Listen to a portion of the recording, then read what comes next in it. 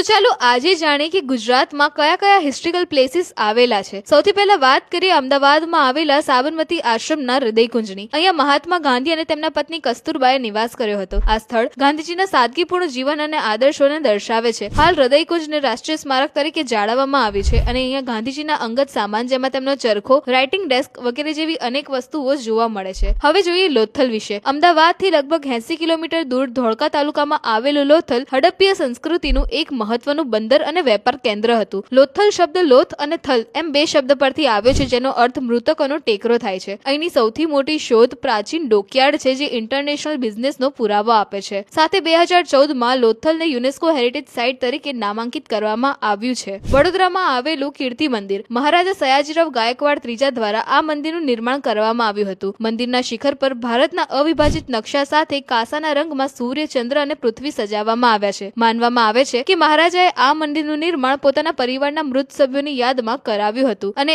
આ મંદિર મહાદેવને સમર્પિત છે જે આજે વડોદરાના બેસ્ટ ટ્રાવેલિંગ પ્લેસીસમાંથી એક છે। હવે જાણીએ મહેસાણામાં આવેલા વડનગર વિશે। આ એક પ્રાચીન અને ઐતિહાસિક નગર છે જેનો ઇતિહાસ 2700 વર્ષથી પણ વધારે જૂનો છે। વડનગરને આનર, ચમત્કારપુર અને વૃદ્ધનગર એમ ઘણા નામોથી ઓળખવામાં આવે છે અને એ સિવાય વડનગર વડાપ્રધાન નરેન્દ્ર મોદીના જન્મસ્થળ તરીકે પણ ખૂબ જ પ્રખ્યાત છે। હવે વાત કરીએ ધોળાવીરા વિશે। ધોળાવીરા કચ્છ જિલ્લામાં આવેલું છે। આ સ્થળની શોધ 1967માં થઈ હતી અને જુલાઈ 2021માં ધોળાવીરાને યુનેસ્કો દ્વારા વર્લ્ડ હેરિટેજ સાઇટ બનાવવામાં આવ્યું હતું। આની રહેણાંક વ્યવસ્થા 3 ભાગમાં થઈ હતી અને સાથે વરસાદનું પાણી એકઠું કરવાની જૂની ટેકનિક જોવા મળી હતી જે આજે પણ ખૂબ જ ઉપયોગી છે। અહીંથી શિલાલેખ, તાંબાની વસ્તુ અને માટીના વાસણો જેવા ઘણા અવશેષો મળી આવ્યા છે। અને છેલ્લે ચાંપાનેર। ઈસવીસન 746 થી 806માં ચંપાભીલે ચાંપાનેર કિલ્લા અને આ શહેરની સ્થાપના કરી હતી। વર્ષ 2004માં યુનેસ્કોએ ચાંપાનેર પાવાગઢને વિશ્વ ધરોહર સ્થળ તરીકે ઓળખાવ્યું હતું અને એ સિવાય અહીંયા મહાકાળી માનું એક પ્રખ્યાત શક્તિપીઠ છે જ્યાં મા સતીના શરીરનો અંગૂઠો પડ્યો હોવાની માન્યતા છે। આ મંદિરની સ્થાપના 10મી અથવા 11મી સદીની આસપાસ થઈ હોવાનું માનવામાં આવે છે। અહીંયા ભક્તો દૂર દૂરથી દર્શનાર્થે આવે છે। તો આમાંથી તમે કઈ હેરિટેજ સાઇટ વિશે જાણો છો અમને કમેન્ટ્સમાં જણાવો।